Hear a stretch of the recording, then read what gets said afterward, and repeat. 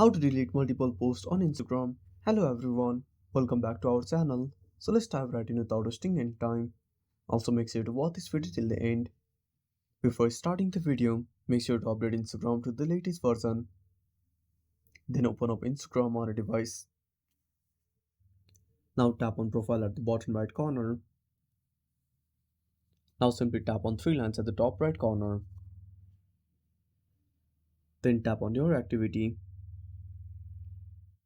Now simply scroll down and tap on post. Now wait for some time. Then at the top right corner, simply tap on select. Now select the post you want to delete. Now simply tap on delete.